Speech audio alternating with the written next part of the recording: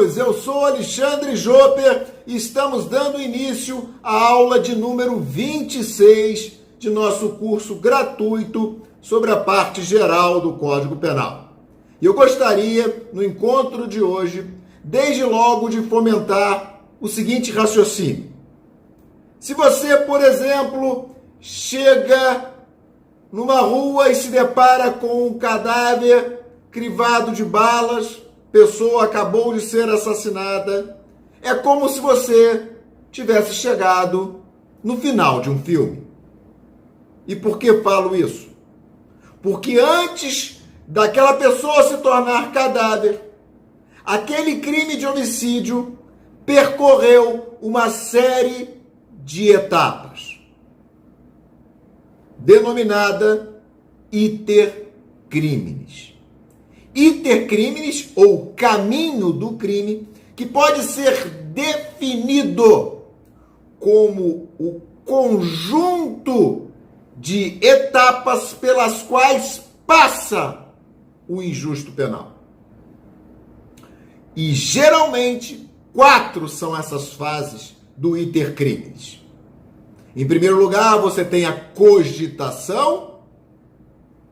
Na sequência, os atos preparatórios, como segunda fase. Numa terceira, você tem a execução do crime. E numa quarta e derradeira etapa, você tem a consumação do delito. Então, imaginemos um homicídio de fácil assimilação. O indivíduo resolve matar Tício, cogitação. Para tanto, ele se prepara, ele adquire a arma, ele escolhe o melhor local, atos preparatórios. Ele começa a atirar em direção à vítima, execução. A vítima é colhida pelos disparos e vem a falecer, consumação. Então, nesta aula, nós vamos estudar essas 4 etapas que compõem o iter criminis. Começando pela cogitação. Na cogitação surge a ideia de se cometer o injusto penal. Surge na mente do indivíduo a ideia de cometimento do crime. É nessa fase que ele mentaliza, que ele idealiza, enfim, que ele representa a prática do injusto.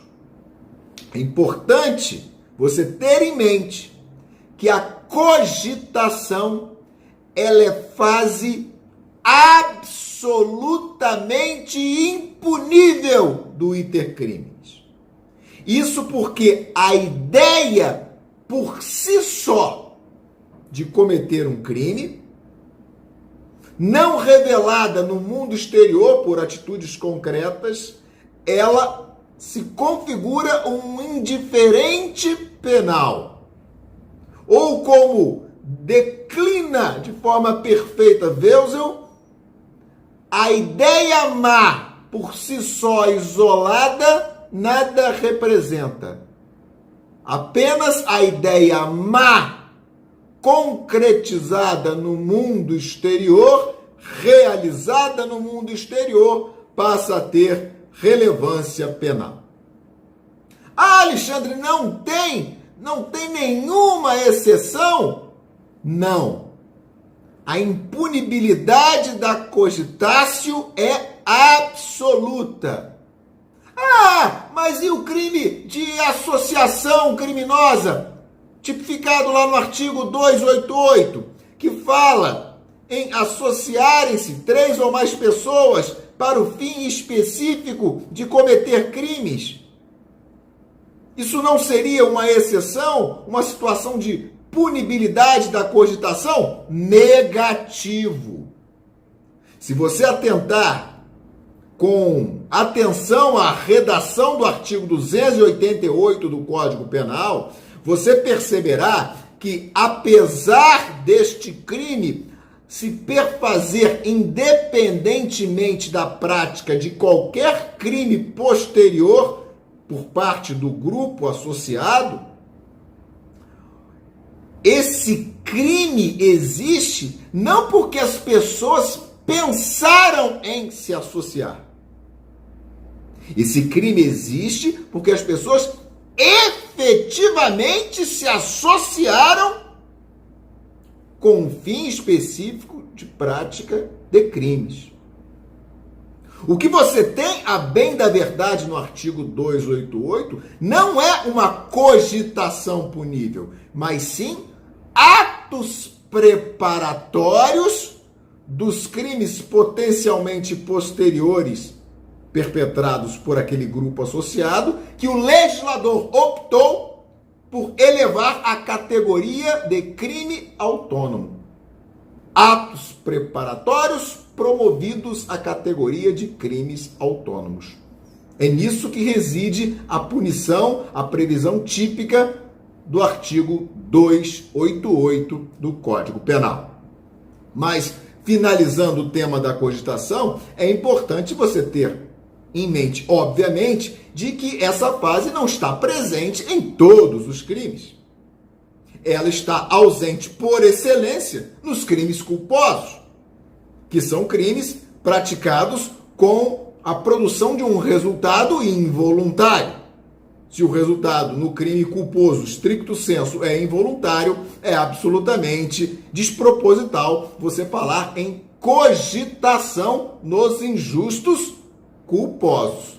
Com exceção, evidentemente, da chamada culpa imprópria, que, como já vimos, não tem nada de culpa. É apenas um crime doloso que o legislador, por motivos de política criminal, pune a título culposo. A segunda etapa do iter criminis diz respeito aos atos preparatórios, que são aqueles tendentes a viabilizar a prática do injusto. É a aquisição da arma para a prática de um homicídio, a aquisição de uma chave falsa para o cometimento de um furto, o estudo do melhor local para a realização de um roubo, a conduta de se colocar em tocaia ou atalaia para aguardar a vítima e agredi-la. Enfim, esses atos preparatórios, essa segunda etapa do iter criminis, em princípio, ainda é impunível no campo penal. Se o indivíduo é surpreendido atrás de uma árvore, munido de uma enxada, aguardando a passagem de um desafeto para agredi-lo, até então não se poderá falar em punição no campo penal. Por quê? Porque aquele indivíduo não iniciou sequer a execução daquele crime de lesão corporal ou de homicídio, dependendo da hipótese. Então, os atos preparatórios constituem, em princípio, em regra, fase ainda impunível. Por que eu fiz essa referência mais incisiva? Porque, ao contrário da cogitação, fase absolutamente impunível, aqui a regra é da impunidade, mas há exceções. Ou seja, existem situações de atos preparatórios que, por opção do legislador, são promovidos à categoria de crimes autônomos. Por si só já constituem infração penal. Veja-se o exemplo da conduta de quem está na posse de apetrechos de falsificação de moeda. Ora, esse comportamento nada mais é do que um ato preparatório para a realização do crime de falsificação de moeda previsto no artigo 289 do Código Penal. Todavia, por precaução, o legislador resolveu elevar à categoria de crime autônomo, no artigo 291, o simples fato do indivíduo portar, possuir, trazer consigo maquinário ou apetrechos de falsificação de moeda. Então você tem aí um exemplo de ato preparatório que configura crime autônomo e, por isso, possui pertinência penal. O mesmo se diga, por exemplo, do indivíduo que possui apetrechos maquinários destinados à fabricação de drogas. Esse comportamento é inequivocamente um ato preparatório para o crime de tráfico de drogas, constante do artigo 33 da Lei 11.343 de 2006. Todavia, o legislador optou por elevar à categoria de crime autônomo o simples fato de possuir maquinário destinado à produção de drogas, lá no artigo 34 da Lei Antidrogas. Ato preparatório, todavia, promovido a crime autônomo. Mesmo raciocínio do indivíduo que está a portar, possuir maquinário, aparato explosivo, substâncias explosivas. Isso é um ato preparatório para o crime de explosão do artigo 251, mas que o legislador optou por elevar a categoria de crime autônomo no artigo 253 do Código Penal. O que você percebe, então, que toda vez que excepcionalmente o legislador considera o ato preparatório crime autônomo, ele assim procede por uma atitude preventiva, por uma precaução. Ele eleva o ato preparatório excepcionalmente à categoria de crime autônomo justamente para impedir ou para inibir a prática do crime mais grave. No caso dos exemplos fornecidos, dos crimes de falsificação de moeda, de tráfico de drogas e de explosão. Mas a regra é de que o ato impunível preparatório é a realidade vista na legislação penal brasileira. O direito penal, em regra, passará a prestar atenção no fato e conferir-lhe pertinência a partir da execução, do início da execução, quando se poderá falar em, no mínimo, tentativa. Atos preparatórios que também não existem em todos os crimes. Em alguns deles, não há que se falar em atos preparatórios. Ninguém se prepara para cometer um crime culposo. Ninguém se prepara para cometer um crime de ímpeto, que é aquele de resolução repentina. Também, em regra, não há que se falar em atos preparatórios nos crimes de mera conduta. A terceira fase do iter criminis se refere à execução, em que o bem jurídico começa a ser atacado, em que o indivíduo começa a praticar os verbos núcleos do tipo, em que ele começa a matar, em que ele começa a constranger, a danificar, a subtrair. Por que da relevância dessa terceira fase? Porque é a partir dela que você começará a falar, no mínimo, em tentativa, como visto. Se dá quando a execução é iniciada e o crime não se consuma por circunstâncias divorciadas da vontade do indivíduo. É natural que você encontre em determinadas situações dúvidas sobre a fronteira entre atos meramente preparatórios e execução, porque é muito frágil em algumas situações o limite entre essas fases. Então é necessário que nós estabeleçamos de forma muito segura quando se tem considerada iniciada a execução de um crime. E sobre o tema, 3 grandes teorias procuram equacionar essa questão.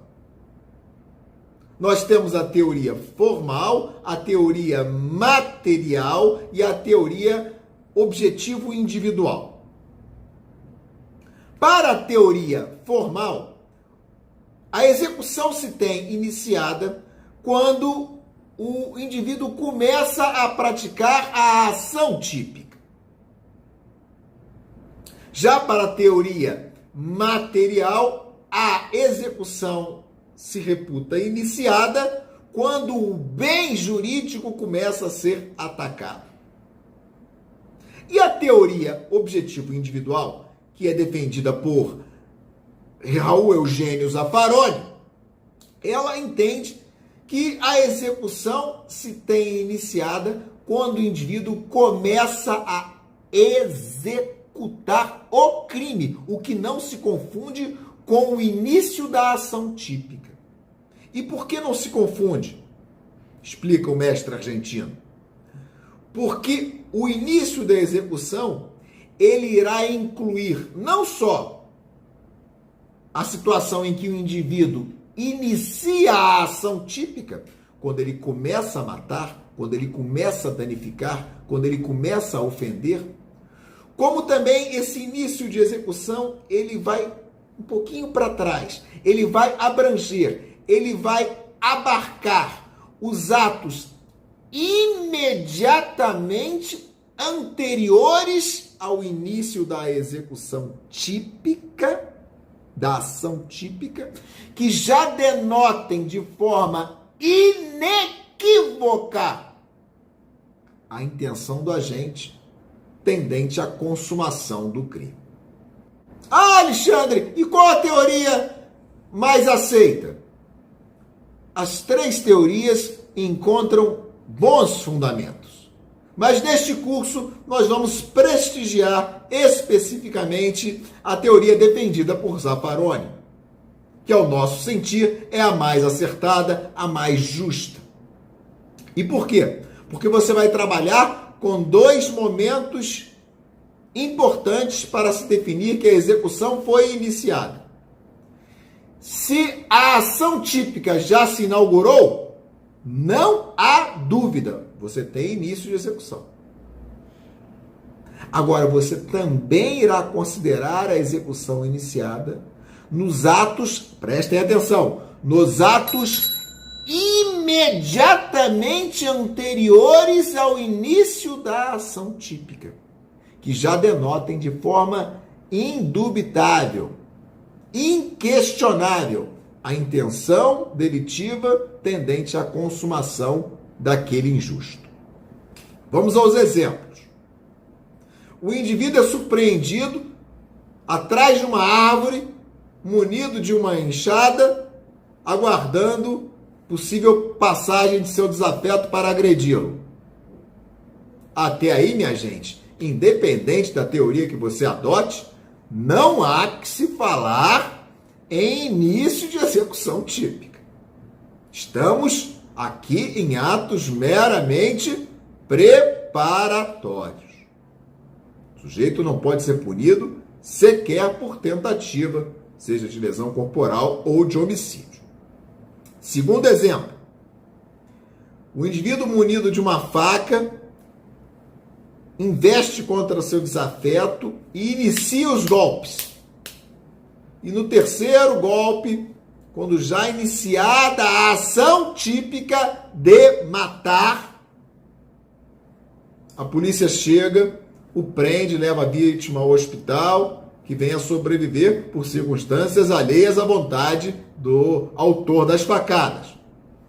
Neste caso, de forma tranquila, você tem iniciada a execução, independente da teoria que você adote. Porque o bem jurídico já foi atacado e também, inequivocamente, a ação típica foi iniciada. Ele já estava esfaqueando, iniciou os golpes de faca. Agora, a terceira situação, essa que merece atenção em homenagem à teoria defendida por Zaffaroni. O indivíduo ataca a vítima, derruba no chão e no momento em que está prestes a dar a primeira facada, ele é impedido pela polícia, por um policial que chega ao local, que segura o braço do indivíduo no instante em que ele está prestes a inaugurar os golpes de faca. Está a centímetros a lâmina do corpo da vítima. Note você que o bem jurídico, vida, não começou a ser atacado. Ele não iniciou a ação típica de matar. Mas nós estamos diante de um momento imediatamente anterior à ação de matar, que já denota inequivocamente o intento criminoso do indivíduo tendente à consumação daquele injusto. E se nós estamos diante desse momento, já podemos, na ótica da teoria objetiva individual, já podemos falar em início de execução. E, por conseguinte, no exemplo fornecido, em tentativa de homicídio. Questão interessante ainda sobre início de execução, e já cobrada em concursos públicos, e fui eu o autor da questão, inclusive, diz respeito à seguinte indagação.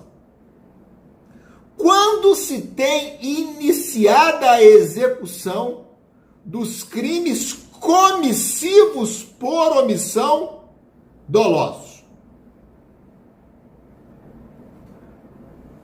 Veja o exemplo clássico da mãe que delibera matar o filho de fome e para tanto, filho de tenridade, e para tanto interrompe a alimentação, a amamentação.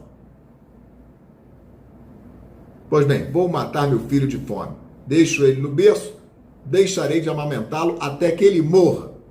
Pois bem, nós sabemos que a inanição não é algo que leve à morte de forma instantânea. A pessoa não morre de fome instantaneamente. É um processo, de certa forma, alongado. Pode levar até mesmo dias. Quando se pode falar em tentativa de homicídio por parte dessa mãe que tinha o dever legal de impedir o resultado? Se um vizinho percebe que a mãe deixou de alimentar a criança e 15 minutos depois da interrupção da amamentação adentra a casa e salva a criança, já se pode falar em início de execução de um crime de homicídio comissivo por omissão? Se ele adentra 1 hora depois da interrupção da amamentação? 2 horas? 3 horas? Enfim. Quando você pode falar com segurança que num crime comissivo por omissão, como o exemplo dessa mãe em relação ao filho, você já tem iniciado a execução de um crime, por exemplo, de homicídio? E para a resolução dessa questão, você deve definir a resposta em 2 partes. 2 são as situações que vão ensejar soluções distintas. A primeira, quando se trata de perigo próximo. A segunda, quando estamos diante de um perigo remoto. Quando o perigo já está próximo, o perigo de lesão ao bem jurídico tutelado, quando o perigo está próximo, quando no exemplo fornecido a criança começa a entrar em processo de efetiva inanição, quando ela começa a correr risco concreto de morrer de fome, a execução se reputará iniciada desde o primeiro instante em que a mãe permanecer inerte. Então vejamos outro exemplo. A babá é contratada para vigiar, para passear com uma criança na pracinha. Só que a criança já caminhando, a criança vai em direção à rua, com o risco concreto de ser atropelada. A babá que está no Instagram ou no Facebook, ela não se importa, eu não vou perder o meu post, se essa criança morrer, que morra, já não gosto muito dela, e permanece inerte, até desejando a morte daquela criança, apesar de ter o dever jurídico de agir por um vínculo contratual. e essa criança avança a rua. Nós estamos, então, diante de um perigo próximo. A criança está próxima de sofrer lesão à sua vida. Nessa situação de perigo próximo, quando a criança já chega próxima da rua, com alto nível de veículos a trafegar naquela hora, se a babá permanece inerte, já se pode falar em início de execução. E se um terceiro percebe o fato e salva a criança quando um caminhão está prestes a atropelá-la, aquela babá responderá por tentativa de homicídio.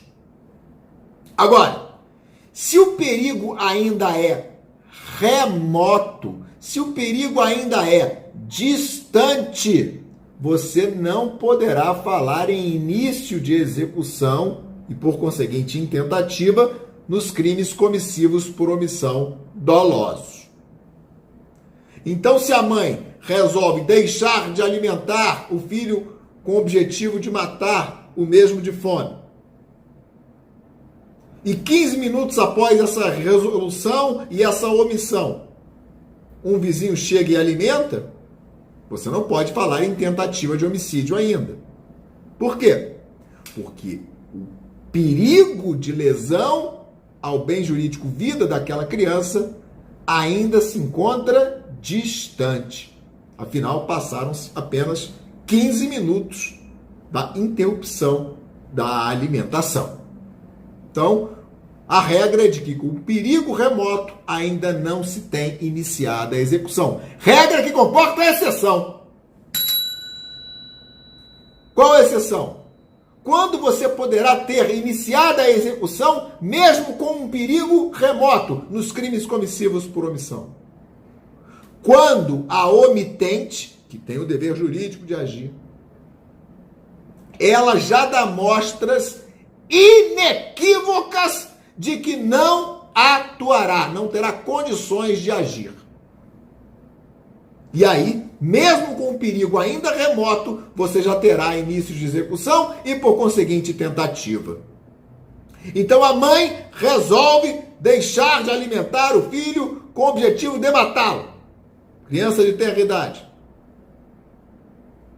Só que 15 minutos após essa resolução, perigo ainda remoto, ela tranca a criança no apartamento sozinha e se dirige ao aeroporto com o objetivo de pegar um avião para a China, para o Japão, para os Estados Unidos.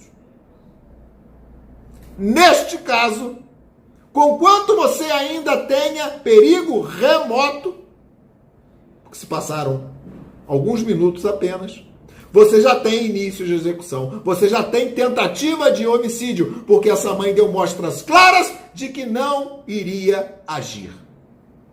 De que lhe era impossível, inclusive fisicamente, agir, porque ela trancou o apartamento e se enveredou ao aeroporto. Fica aqui registrado, então, essa questão importante que diz respeito ao início da execução nos crimes comissivos por omissão. A derradeira etapa do iter criminis, ou caminho do crime, se relaciona à sua consumação. E o crime se reputará consumado quando, de acordo com o artigo 14, inciso 1 do Código Penal, se reunirem todos os elementos de sua definição legal.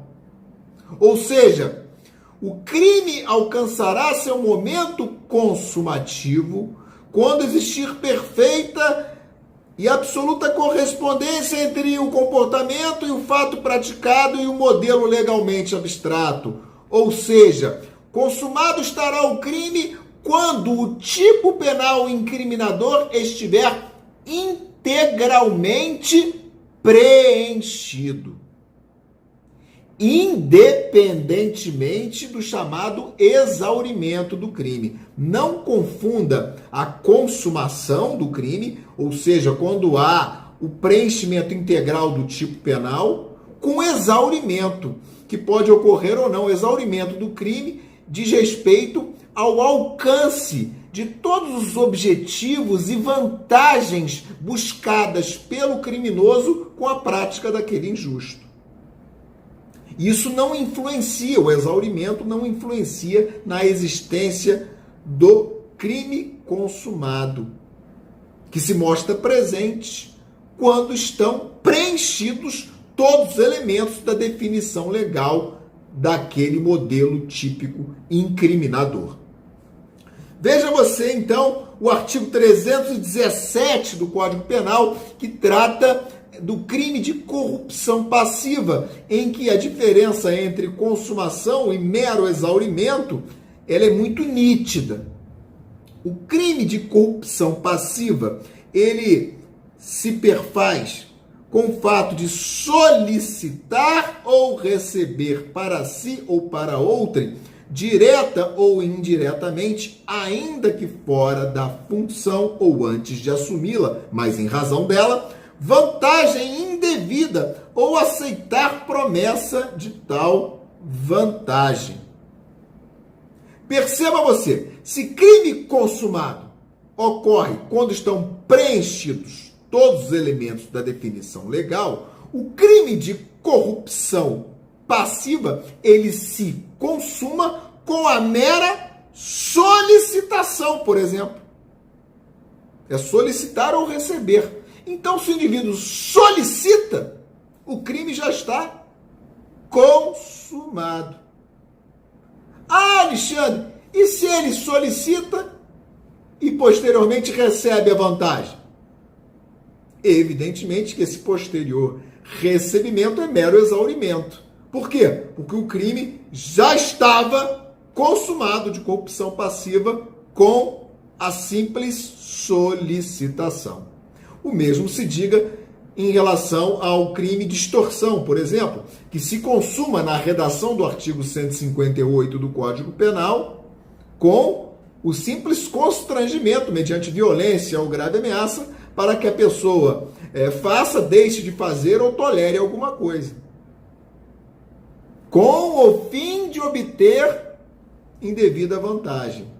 Ou seja, o recebimento da vantagem no crime de extorsão é um mero exaurimento do crime. Porque o crime se consuma, o iter criminis chega ao final com a consumação diante do mero constrangimento por violência ou grave ameaça para que a vítima faça, deixe de fazer ou tolere algo. Ainda sobre consumação, é importante você perceber, dentro das várias categorias de crimes, que nos crimes materiais a consumação se dá com a produção do resultado naturalístico. Já nos crimes formais, que são de consumação antecipada, a consumação se realiza com a mera prática do comportamento tendente à produção do resultado. Nos crimes de mera conduta, consumação se dá com o mero comportamento positivo ou negativo. Nos crimes permanentes, a consumação se dá com o preenchimento integral do tipo, no caso do sequestro, por exemplo, com a privação da liberdade da vítima, mas esse momento consumativo ele se prolonga no tempo enquanto não cessar o estado de permanência por vontade do delinquente, enquanto não cessar o cerceamento de liberdade da vítima. Nos crimes habituais, o crime se consuma com a reiteração da prática de inúmeros comportamentos de sorte a configurar um estilo de vida, na medida em que sabemos que nos crimes habituais o ato isolado por si só é um indiferente penal. Apenas a reiteração de modo a constituir um estilo de vida é que tonifica tipicamente aquele fato.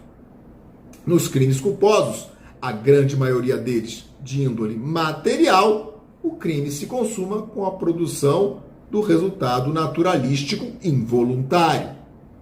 Nos crimes comissivos por omissão, o crime se consuma com a produção do resultado a que o garantidor estava obrigado a impedir. Enfim, essas são as particularidades relativas à consumação. Nunca sendo demais lembrar que no concurso de agentes, um crime jamais pode ser consumado em relação a um concorrente e tentado em relação a outro. Então, se você tem um furto praticado por uma dupla e um consegue fugir com a res furtiva e o outro é preso pela polícia, o azarado concorrente que foi preso pela autoridade policial não responderá por furto tentado. Ambos responderão por furto consumado, na medida em que o bem jurídico foi absolutamente lesado e preenchido integralmente o modelo típico concernente ao artigo 155 do Código Penal. Queridos amigos e amigas, foi mais uma vez um grande prazer estar com vocês. Eu espero que tenham gostado do encontro e, se assim ocorreu, por favor, um like é sempre muito bem-vindo. Dúvidas? Todos nós já sabemos, nós temos um canal que é esse e-mail aí, onde você poderá solucioná-las. Não só as dúvidas desta aula, como das aulas anteriores. Inscrevam-se no canal, nós já passamos de 1000 inscritos e nós vamos cada vez mais fomentar esse projeto de universalização do ensino do direito penal no Brasil. No mais, eu desejo a vocês tudo de bom e bons estudos!